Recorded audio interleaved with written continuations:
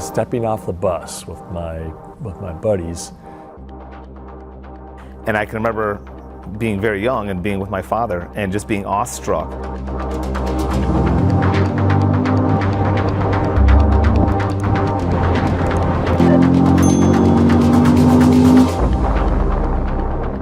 I looked around, here's this silver spaceship driving in.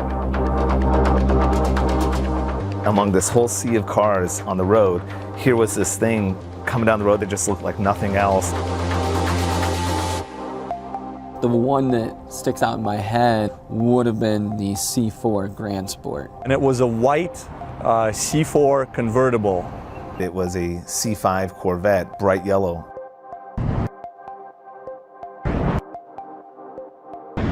It's this awe-inspiring vehicle, it's an attainable vehicle, but it's also something that is born out of pure function. And quite frankly, by the time you get to 8, it's the full embodiment of what that is.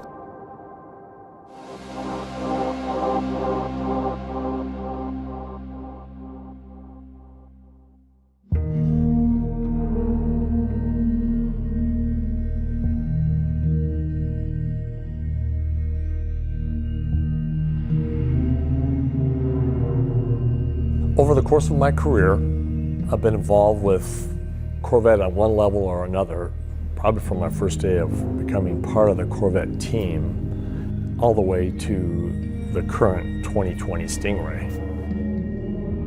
I became the director of design for Corvette for the 6th generation. And during the development of each of those, there were probably a few significant key design elements. Those are the heritage of Corvette. What are those elements throughout the years, whether it's proportion, surface, graphics,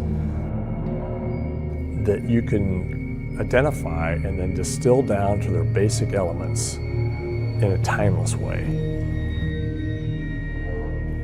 Like for instance, the fender shapes, the profile, the proportion really is big. We have this canopy on a lower fuselage like a jet fighter. That's probably the second element, is aircraft have been inspirational. And why is that? Because they're usually high performance, they're purpose driven, there's a singular mission for them, and it relates to Corvette beautifully.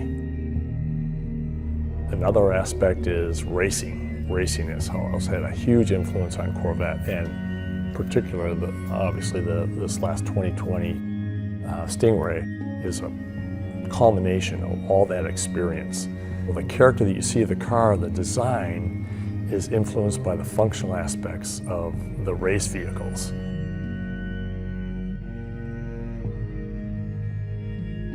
We kind of had that innate history of what's coming from, of the past 2 generations for sure, and now 3.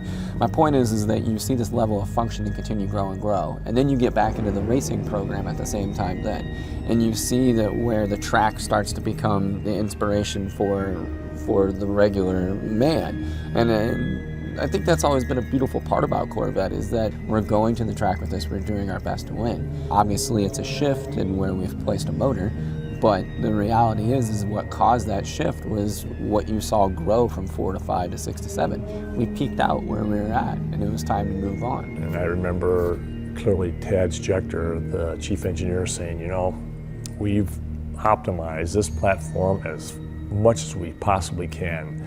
Now it's time to go to mid-engine.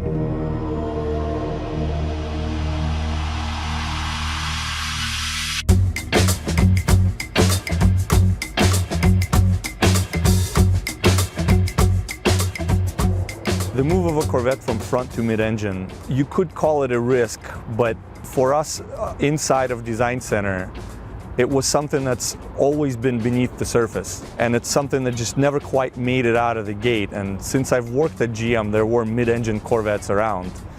For the past 60 years, since Zora Arkus Duntov was trying to make a mid-engine Corvette, there were many, many iterations.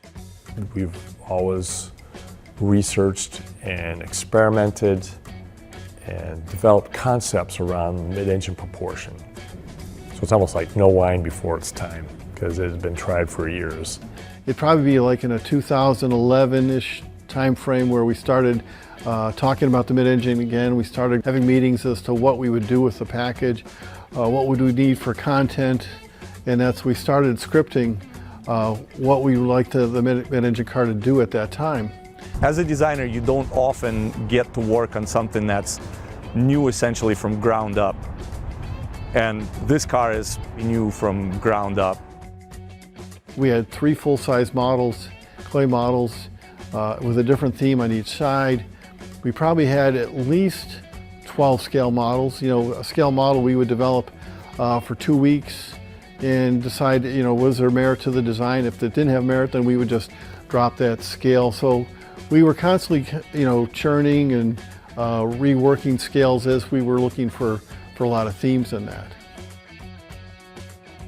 By moving to the mid-engine layout, what that enabled, as far as from a performance figures, as far as interior layout and visibility, going from the C7 Corvette to the C8, the 7th generation Corvette had kind of that arc of driver controls in front of you. And now we were taking it and literally kind of turning it on its side and making it really this 3-dimensional thing that you were sitting in. The difference of how extreme, how much lower the IP is, how much richer all the materials are, how much more sculptural and 3-dimensional the interior space is. I think that's going to be a really big takeaway and something that a lot of people aren't going to be expecting when they get inside of it. If you jump from a current Corvette C7 to the C8, the experience that the customer is going to get, when you start adding that all together, it's hard to look at going to a mid-engine configuration as a risk. It's going to take all those things that the front engine car did and just take them to the next level.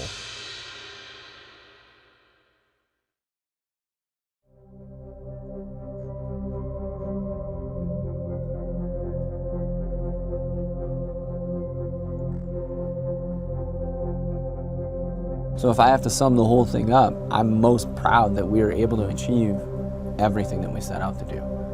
But what I actually think the greatest success was is that as you get in it and you use it, you don't really notice that you're doing something different. It feels intuitive. It feels like you're a part of the car. It feels like the right decision. It's delivering something that would usually be almost seen as something so exotic or unattainable. It makes it where this experience can be yours. It makes it to a much higher volume of people that can actually have something and get behind the wheel and drive something that's going to feel completely like forbidden fruit, right? It's like, oh, you would have never thought you could get a car like that.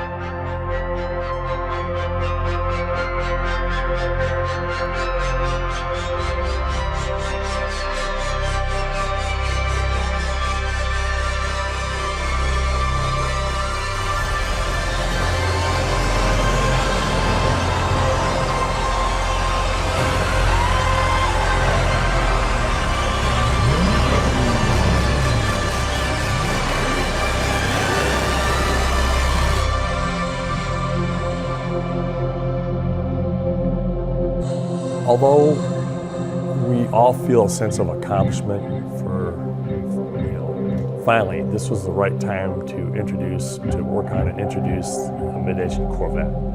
But I'm here to tell you that that is just the tip of the iceberg. Just imagine where it can go from this point. This is just the beginning.